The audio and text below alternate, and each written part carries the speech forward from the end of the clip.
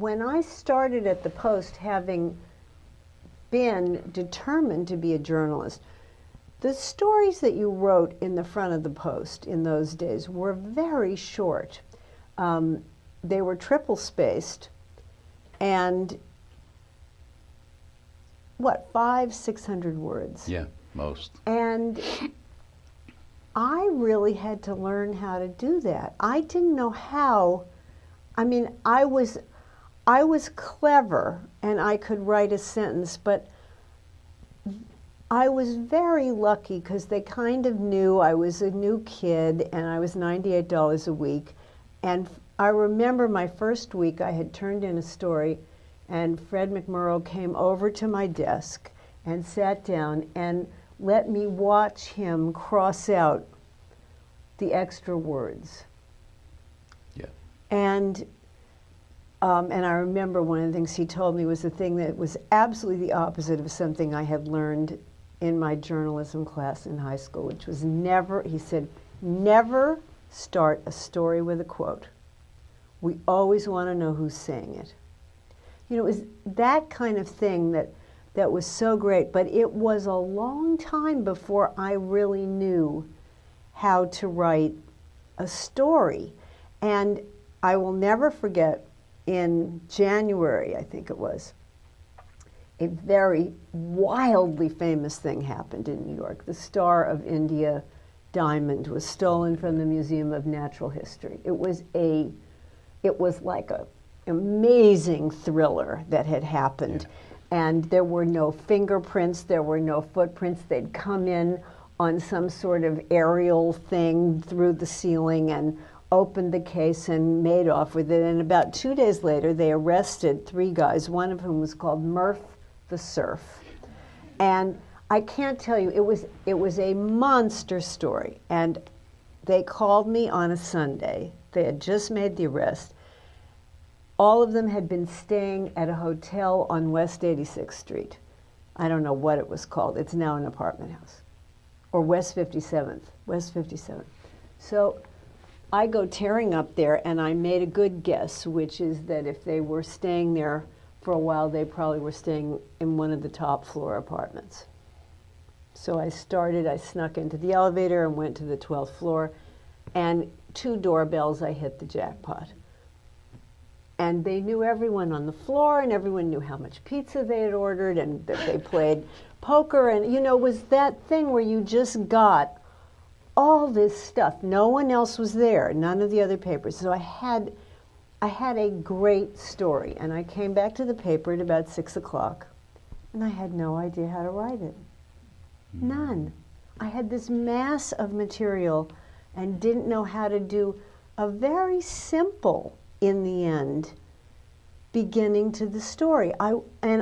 It's like if I ever had anxiety dreams about writing, this would be it, because I kept putting those pieces of copy paper with carbon into my typewriter. It was like some bad movie about writing, and then ripping it out, and then ripping. I just had no idea what to do. Finally, at about 10 o'clock, they sent me home and gave all my stuff to Gene Grove, who was one of the great rewrite men who ever lived when he was sober. Yeah.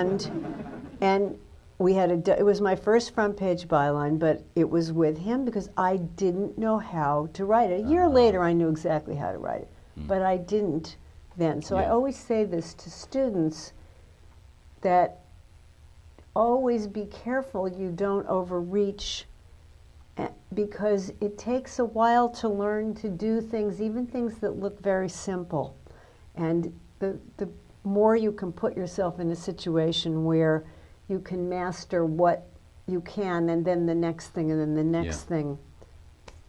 Yeah, anyway.